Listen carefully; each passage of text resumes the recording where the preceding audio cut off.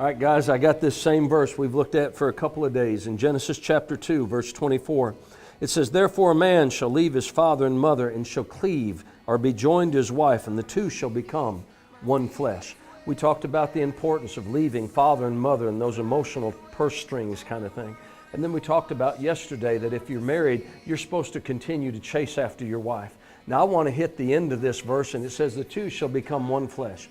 Let's just cut to the chase real quickly. What that's talking about is sex.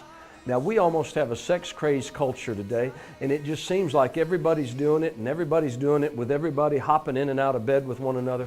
And, you know, even in all of our movies and things, you hardly ever see a married couple seeming to have good intimacy or, you know, to be in love with one another and passionate about one another. And almost there's a lie out there. The most passionate and the best sex is the people that hop in and out of bed with one another, and these porn stars and things like that.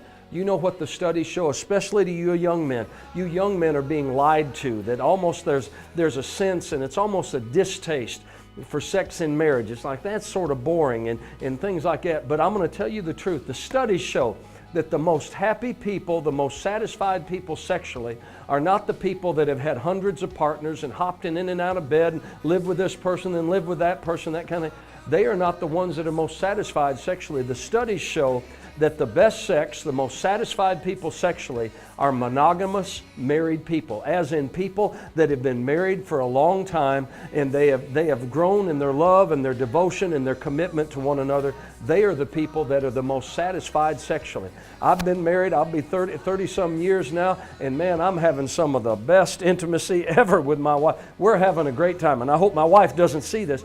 But you see, we've cultivated a relationship. We've cultivated that portion of our life, and we're enjoying it. Now, the world will lie and say, if you don't have all these crazy things, and there's been a movie come out like 50 Shades of Grey that paints all sorts of perverse pictures. But listen, the best sex, the best that there is a relationship between a man and a wife that have committed themselves to each other. That's the best sex there is when you do it God's way, because sex was God's idea, not the devil's.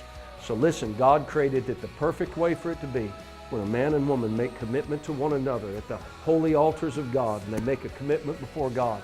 That's where sex is great.